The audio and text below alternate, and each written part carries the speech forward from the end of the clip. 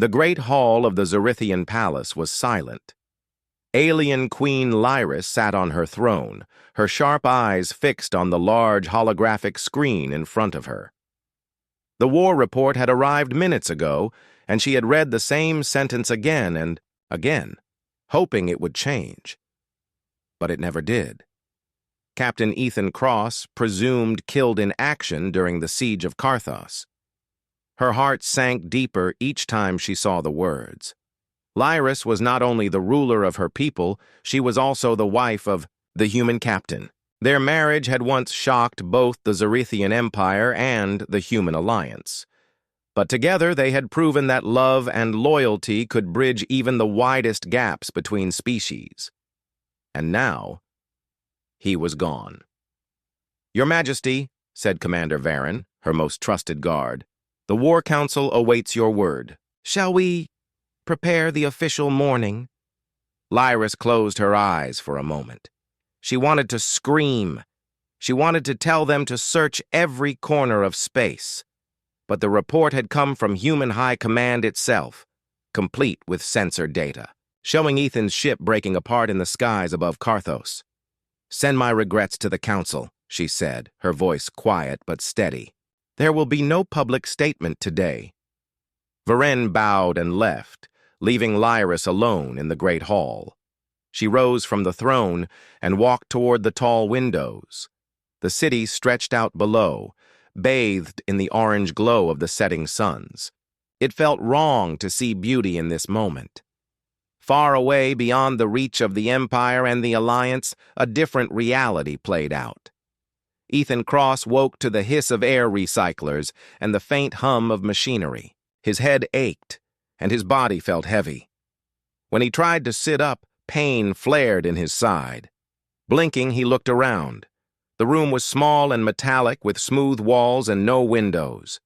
Strange devices sat along the walls, glowing faintly. "Where am I?" he muttered. A soft mechanical voice replied from somewhere in the room. "You are in Medical Bay 4, Station Unknown. Your injuries have been stabilized. Please remain still." Ethan's memory was a blur. He remembered the battle above Carthos. The alarms, the fire, the sudden impact, then darkness. "How did I get here?" he asked. "Retrieval data.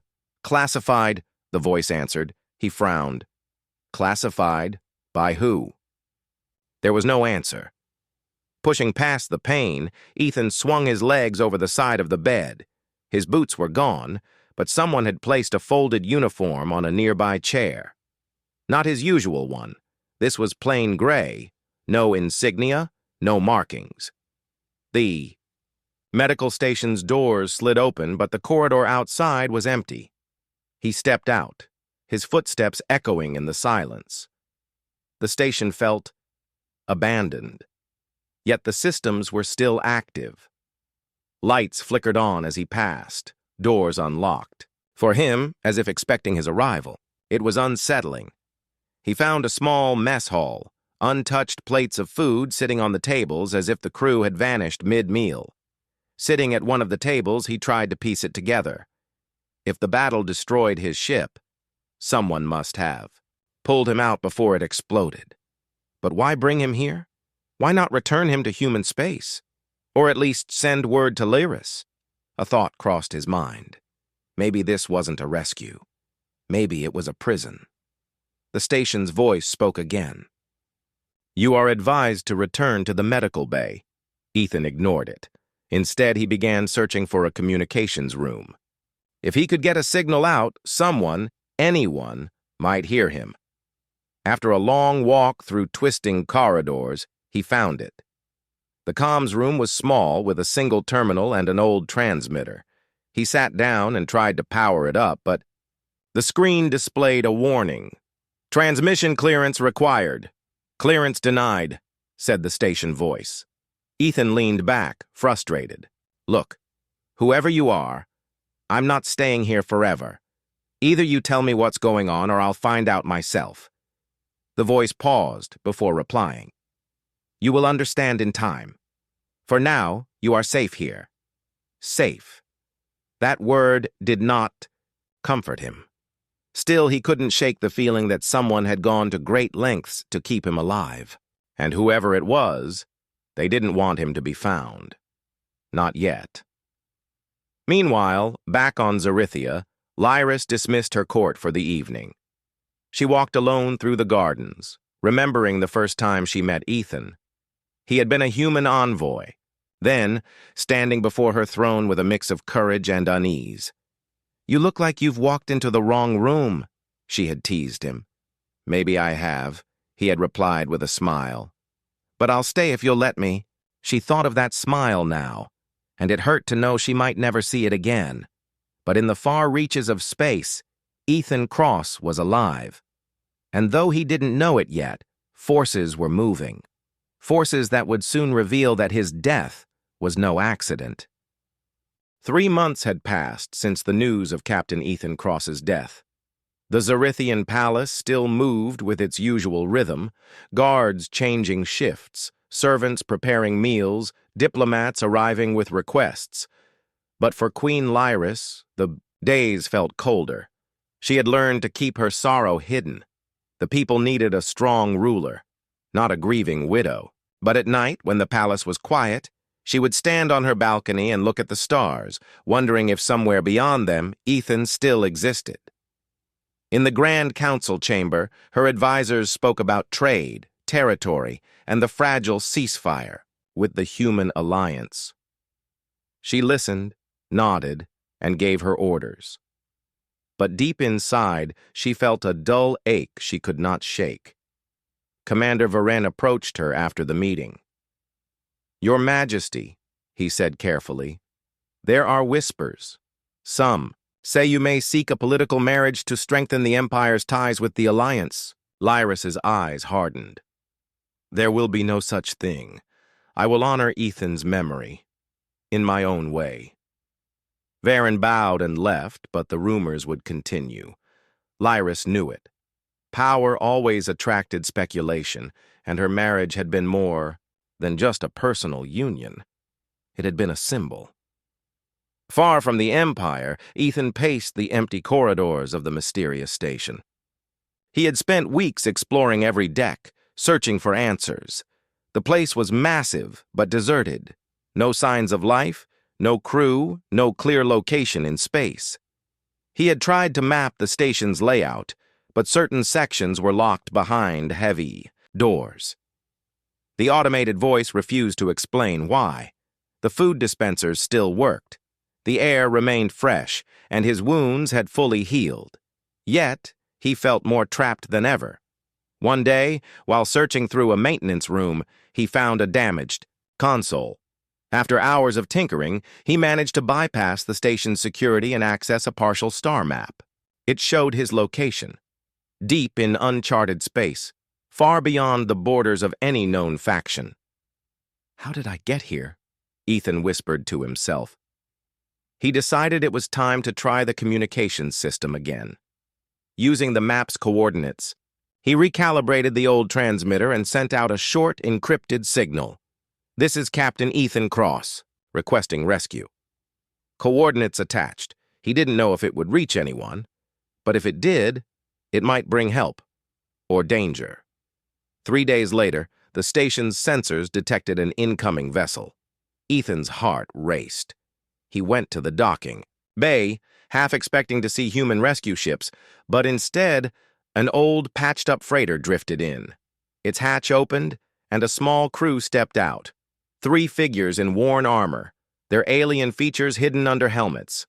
"You're the one." "Who sent the signal?" the leader asked. Voice filtered through a comm unit. "Yeah," Ethan replied cautiously. "Who are you?" "Salvagers," the leader said. "We pick up distress calls. For a price." Ethan hesitated. "I don't have much to pay you with." "You're human," one of the others said, lowering their helmet. "And not just any human. I know your face. You're supposed to be dead." "Supposed to be," Ethan said flatly. "Can you get me to Alliance space?" The leader exchanged glances with the crew. "We can. But you should know. The story about your death isn't what it seems." Ethan narrowed his eyes. "What Do you mean? We've heard talk, the salvager continued. Your ship wasn't destroyed by enemy fire. The blast pattern was internal, sabotage. The words hit Ethan like a punch. You're saying someone on my side tried to kill me? The salvager shrugged. We don't know who, but if you go back without answers, you might not live long enough to find out. Ethan felt his pulse quicken. It made sense now. The mysterious rescue, the hidden station, the silence. Someone had wanted him out of the way, and whoever it was might still be watching. Then I can't go home yet, he said slowly. Not until I know the truth. The salvagers agreed to take him as far as a neutral trade hub, where he could disappear into the crowd. Before they left, Ethan returned to the medical bay one last time. He found no clues about who had brought him. There, only a strange emblem carved into the wall, a circle with 3 intersecting lines. He stored the image in his datapad. The journey to the trade hub was quiet. Ethan kept to himself, planning his next move. He knew he had to find the traitor before they found him. But he also knew that every day he stayed away, Lyris would believe he was truly gone. Back on Zarithia, Lyris stood in the palace garden under the twin moons. Commander Varen approached quietly. There is something you should see, my queen, he said. He handed her a small datapad. The screen showed a fragment of an intercepted transmission, a human voice, distorted but faintly familiar.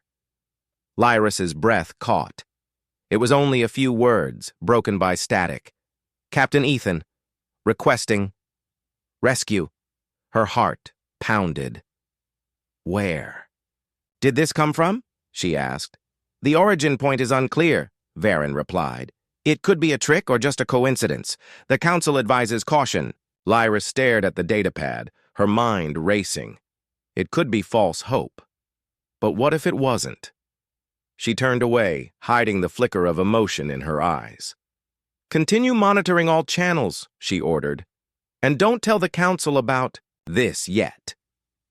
As Varen bowed and left, Lyris looked up at the stars once more. For the first time in months, she felt a spark of something she had thought was gone forever. Hope. The neutral trade hub was nothing like Ethan had imagined. It was a massive floating city of steel and light, orbiting a nameless gas giant. Ships of every size came and went through the docking bays, while crowds of beings from dozens of species filled the corridors. The salvagers had dropped Ethan off with a few credits, some basic supplies, and one piece of advice. Trust no one. He pulled the hood of his borrowed coat over his head and blended into the crowd. The hub was the perfect place to disappear, but it was also the perfect place for someone to find him if they were looking hard enough. His first goal was information. He needed to know who had sabotaged his ship and why. He started with the underlevels of the hub, where smugglers, traders, and mercenaries gathered in shadowy bars. After a few days of quiet listening, Ethan heard whispers about a man named Corin, a human intelligence officer who had been seen with high-ranking Alliance, and Zarithian officials before the siege of Karthos. Some said Corin had been moving funds and weapons in secret. Others claimed he had been buying silence. It was the first real lead Ethan had found. Meanwhile, in the Zarithian palace, Queen Lyris kept her hope hidden. She had replayed the intercepted message 100 times, convinced the voice belonged to Ethan. She wanted to send ships to search for him, but the War Council remained cautious, insisting the message could be enemy deception. Instead, she acted in secret. Commander Varen quietly assigned a small intelligence team to track unusual human communications, reporting only to her. Late one night, as she stood in her private chambers, Varen brought her another fragment. It was heavily distorted, but she could make out a few more words. Corin. Not safe.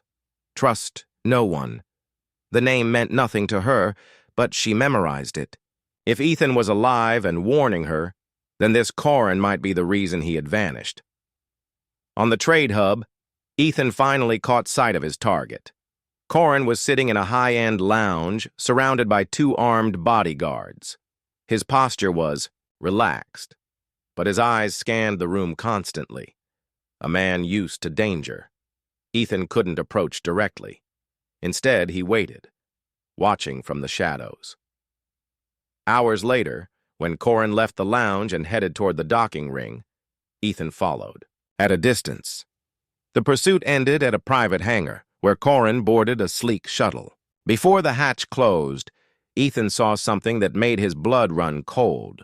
The emblem from the hidden station, the circle with 3 intersecting lines painted on the shuttle's side. Whoever had saved him, or captured him, was connected. To Corin, determined, Ethan decided to break into Corin's quarters. It was risky, but the hub's security systems were old and easy to bypass with the right tools. The salvagers had given him a few devices for emergencies, and this counted as one. Inside Corin's room, Ethan searched quickly. He found encrypted data pads, sealed containers, and one locked case that drew his attention. After bypassing the lock, he opened it to find a stack of files marked Operation Eclipse. The documents revealed everything. The sabotage of his ship had been planned weeks in advance. It wasn't about killing him.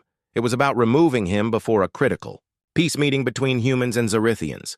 Ethan had been chosen as the meeting's commander because both sides trusted him. Removing him had allowed the conspirators to derail the talks and keep the war profitable. And the worst part, the list of names included not only Alliance officers, but also Xerithian nobles. Before Ethan could copy the files, a voice came from the doorway. "I thought you were dead." Corin stood there, a small pistol in his hand, his expression cold. "You were supposed to stay that way." Ethan didn't answer. Instead, he hurled the locked case at Corin, forcing him to dodge. In the same motion, Ethan grabbed a chair and slammed it into the lights, plunging the room into darkness. He escaped into the crowded corridors before Corin could catch him, clutching the stolen datapad he had managed to grab on his way out.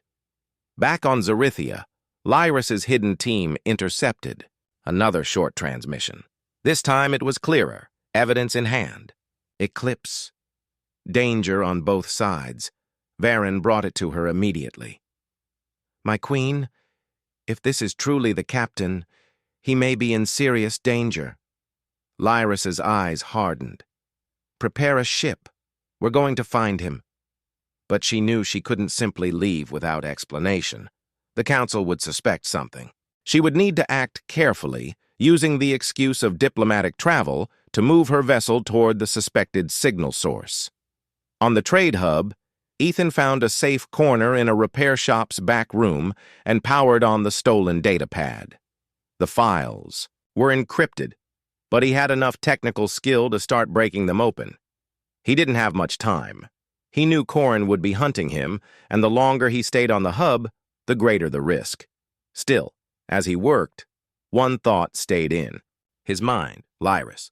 If she had seen the transmissions, if she knew he was alive, then maybe, just maybe, she was already looking for him. But finding each other would not be easy.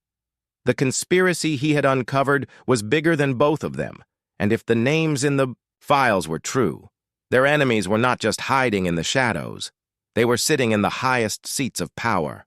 The royal flagship Elysian Star left the Xerithian capital under the cover of diplomacy. The official story was that Queen Lyris was traveling to meet human trade envoys in neutral space. In truth, only a handful of people knew her real purpose: to find Ethan.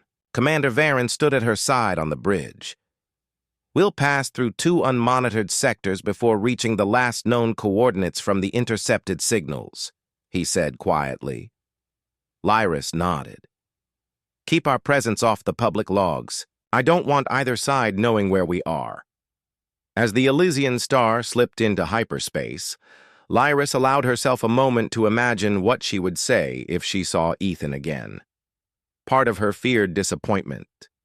What if it wasn't him? What if the signals were just a cruel trick? But deep down, her instincts told her it was real. Far away on the trade hub, Ethan continued working on decrypting the stolen datapad. The files were dense, full of military codes and hidden references. The more he uncovered, the more dangerous the truth became. Operation Eclipse wasn't just about sabotaging one peace meeting. It was an ongoing plan to manipulate the war itself. Coordinated attacks were being staged to appear like enemy aggression, while certain supply routes were secretly controlled by a network of human and Zorithian elites. Both sides were profiting from the conflict, while soldiers and civilians paid the price. Ethan leaned back in the dim repair shop, rubbing his eyes. This is enough to bring them all down, he muttered. But without a way to get this to someone he could trust, it was just data on a screen. He considered sending the files directly to Lyris, but if the transmission was intercepted, the conspirators would know he was alive and in possession of their secrets. They might target her too. Before he could decide, a voice came from the shop entrance. "You've got trouble, friend." It was Jaro, the salvager who had helped bring him to the hub. "Word is, Corin's put a bounty on you, high enough to make every hunter in this sector take notice." "Then I can't stay here," Ethan replied. Jaro handed him a small hollow disk. "There's a ship leaving for the Outer Ring worlds in 2 hours. Captain owes me a favor. She can get you closer to Alliance space without questions." Ethan hesitated. "And the data pad?" "Bring it," Jaro said. "But keep it close. Too many eyes here already."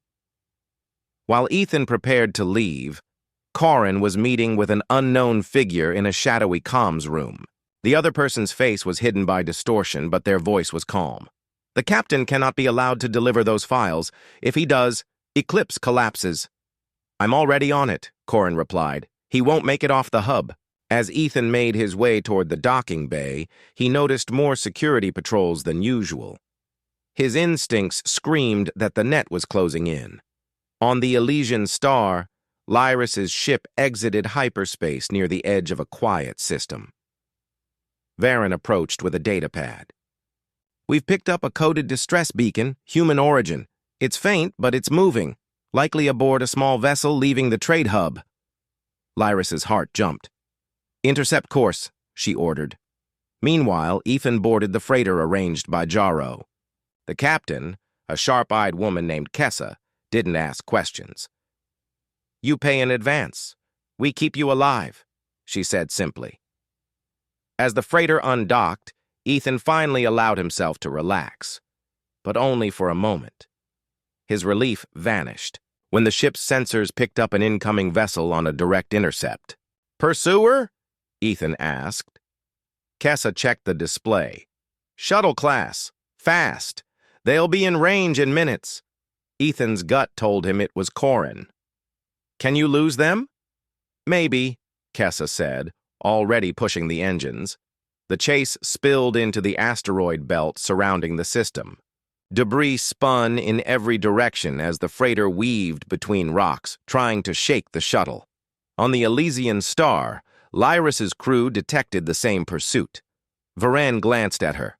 "That shuttle's ID codes are masked, but the freighter, it matches the signal source from the beacon." "Bring us closer," Lyris ordered, her voice tight.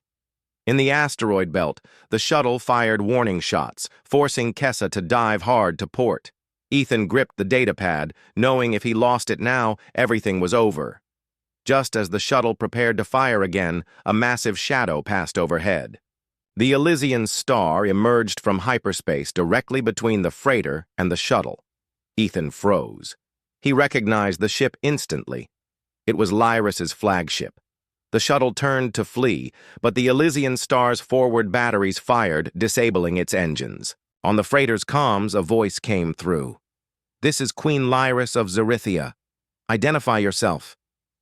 Ethan hesitated for only a second before responding. "This is Captain Ethan Cross." There was a pause. Then, "Prepare to dock." Minutes later, the airlock hissed open. Ethan stepped through, and for the first time in months, he saw her. Lyris stood tall, her eyes locked on his. Neither spoke for a moment. Then she said quietly, "Didn't you die?" A faint smile tugged at his lips. "Apparently not." Varen glanced between them, sensing there was more to this story than either was ready to share in front of others.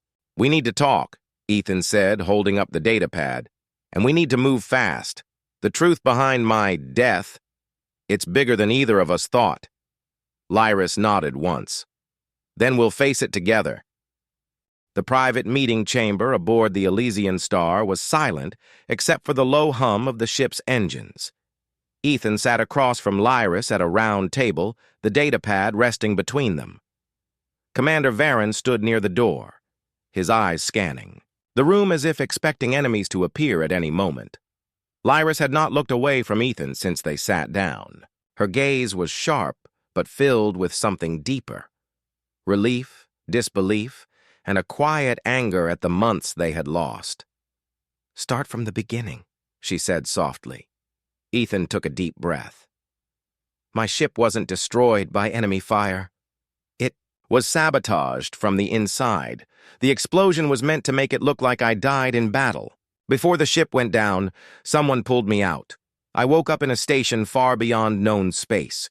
I don't know who runs it, but its emblem matched one I later saw connected to a human intelligence officer, Corin." Varen's brow furrowed. "The name came up in the transmissions we intercepted." "Yes," Ethan continued.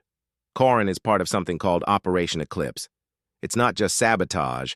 It's an entire network of humans and Zerithians working together to keep the war going. They control supply lines, arrange false flag attacks, and profit from the chaos. My presence at the peace meeting would have threatened their plans, so they removed me." Lyris's hands curled into fists on the table. "They used our war, our people's lives, for profit." "Exactly," Ethan said. "And it goes higher than we thought. The list of names in this datapad includes senior alliance officers and members of your noble council. Some of the people closest to you may be involved." Varen shifted uncomfortably.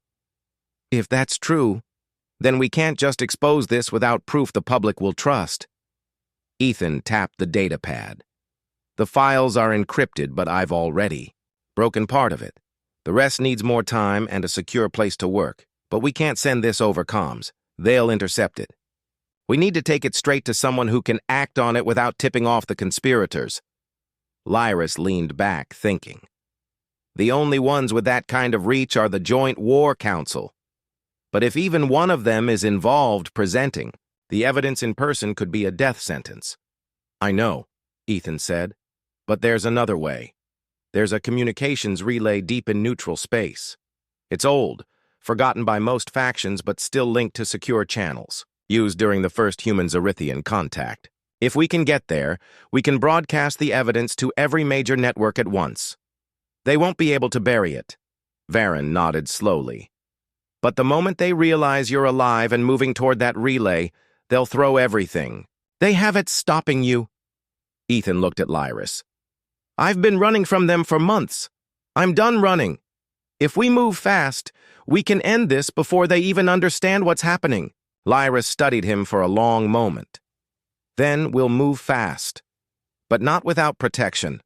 I'll call in my royal guard. They're loyal to me alone."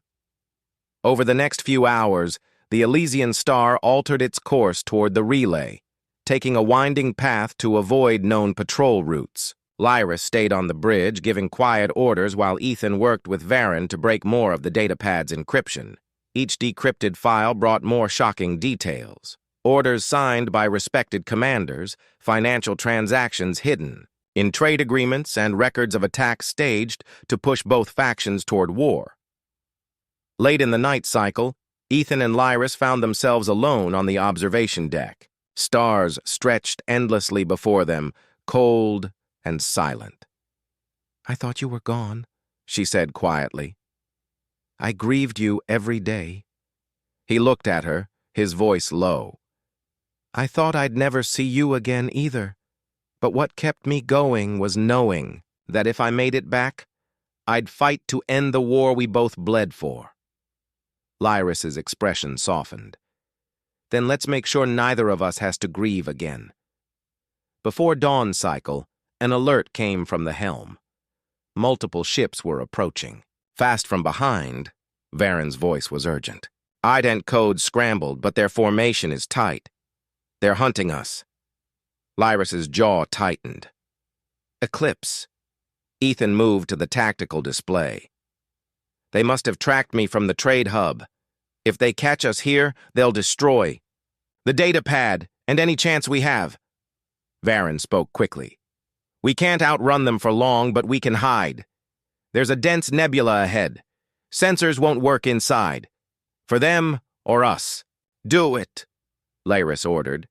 The Elysian star dove into the swirling clouds of gas and ion storms. Lightning flashed through the nebula, rocking the ship.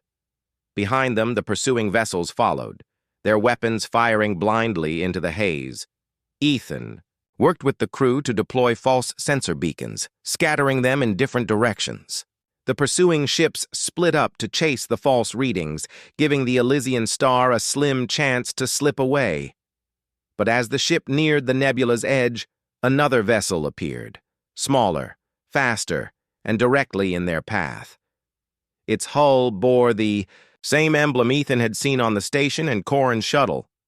That's them, Ethan said grimly. The people who took me. Lyris gave the order without hesitation. Bring us alongside. If they want to fight, they'll have one. The two ships closed in, weapons lighting up the nebula's edge. The Elysian star's shields flared under the first barrage, but its return fire struck true, damaging the smaller vessel's engines. As debris scattered into space, the enemy ship turned away, retreating into the nebula's depths. Varen exhaled. They'll be back, but we bought time. Lyris turned to Ethan. Then let's use it. Set course for the relay. No more detours. The engines roared to life, pushing the Elysian star toward its final run. Ahead lay the neutral relay, and the moment that could end the conspiracy forever. But behind them, in the shadows of the nebula, the enemy regrouped, ready to strike again before the truth could reach the galaxy. The Elysian star emerged from the nebula's edge with its hull scarred but engines still strong. Ahead, floating against the endless black, was the old neutral communications relay. It looked ancient, a massive ring of steel and antennas, slowly rotating, its faded markings barely visible. We've reached the target, Varen said from the helm. No transmissions detected. The station is dormant, but the core systems are still functional. Ethan leaned over the console. Good. If we connect directly, we can bypass any modern security protocols. Eclipse won't be able to stop the signal once it's sent. Lyris nodded. Then let's not waste time. Bring us in. The Elysian star docked with the relay, magnetic clamps locking them in place. Ethan and a small team moved quickly through the docking tunnel into the relay's interior. The air inside was stale, the lights dim. It had been decades since anyone walked these corridors. Varen stayed with the Queen on the bridge, monitoring long-range sensors. No pursuit yet, he reported. But I don't like the silence. In the relay's control room, Ethan wiped dust from the main terminal and began connecting the datapad. The old interface was slow, but the system recognized the encryption keys from the early human Zerithian contact era. It's working, he said. Once I upload this, the data will hit every major network at once, military, civilian, media. They won't be able to deny it. Lyris's voice came over his comm. We'll hold position until you're done. Be quick. Just as the progress bar reached halfway, Varen's urgent tone filled the channel. Multiple contacts inbound, 3 warships approaching fast. IDs scrambled, but they're on an intercept course. Ethan's hands flew over the controls. I need 5 more minutes. You don't have 5 minutes, Varen replied. They'll be in firing range in 3. Lyris's voice was calm, but firm. We'll hold them off. Finish the upload. Outside, the Elysian star turned to face the incoming ships. The first enemy volley slammed into the shields, shaking the vessel. Lyris gave sharp commands, her crew responding with precision. Target their weapons first, she ordered. Buy us time. In the relay, the old systems groaned under the strain of transferring so much encrypted data. Ethan's eyes flicked. Between the upload progress and the power readouts, the station's generators were barely holding. Suddenly, a small explosion rocked the control room. Sparks rained from an overhead panel. Ethan grabbed his comm. "They've hit the relay. If it takes another hit like that, the signal might not finish." "Then we'll make sure it doesn't," Lyris said, her voice carrying the edge of battle. The Elysian star weaved between the enemy ships, returning fire with precise bursts. One enemy vessel spun away, smoke pouring from its engines, but the others kept pressing in. Varane reported grimly, "Shields at 40%. We can't keep this up." Inside the relay, Ethan's upload bar hit 90%. His fingers tightened on the edge of the console. "Come on, just a little more." Then the enemy made their move. A smaller, faster craft broke from formation and dove straight for the relay, weapons charged. "They're going for the station!" Varane shouted. Lyris didn't hesitate. "All power to forward guns! Stop that ship!" The Elysian star's cannons lit up the darkness, striking the attacker head-on. The smaller craft erupted in flames before it could fire, breaking apart in a silent explosion. Ethan saw the blast through the cracked window of the relay's control room, and saw the Elysian star take another heavy hit in the process. The progress bar reached 100%. A confirmation message flashed. Data broadcast to all active networks. "It's done!" Ethan called. "The galaxy knows the truth!" On the bridge, Lyris allowed herself a single deep breath. "Varane, disengage. Get us out of here." The Elysian star broke away from the relay, engines burning bright as it accelerated toward open space. The enemy ships, realizing their mission had failed, began to scatter.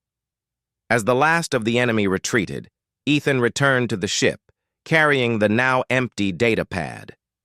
When he stepped through the airlock, Lyris was there waiting. She didn't speak. At first, she just looked at him, her expression unreadable. Then she stepped forward and placed a hand on his shoulder. "You did it." "We did it," he corrected. Varane entered holding a comm receiver. "Messages are flooding in from both Alliance and Zerithian networks. The evidence is being confirmed by independent sources. The conspirators are finished." News channels across the galaxy began broadcasting the files, images, documents, and recordings exposing the corruption on both sides. Names once spoken with respect were now met with outrage. The war that had dragged on for years was suddenly under heavy pressure to end. In the hours that followed, the Elysian star traveled back toward friendly space under escort from loyal ships. Late that night, Ethan and Lyris stood together on the observation deck. The stars stretched endlessly before them, just as they had months ago when they thought they were worlds apart. "When I got the report you were dead," Lyris said quietly, "I thought my world had ended. But you were out there, fighting to come back to me." "And I'll keep fighting," Ethan said, "no matter what comes next." She looked at him, her voice soft but certain. "Then we'll face it together." As the Elysian star cut through the darkness, the galaxy outside was changing. Leaders were falling, peace talks were being scheduled, and for the first time in years, there was real hope. And at the center of it all stood the human captain who refused to die, and the alien queen who had never stopped believing he would return.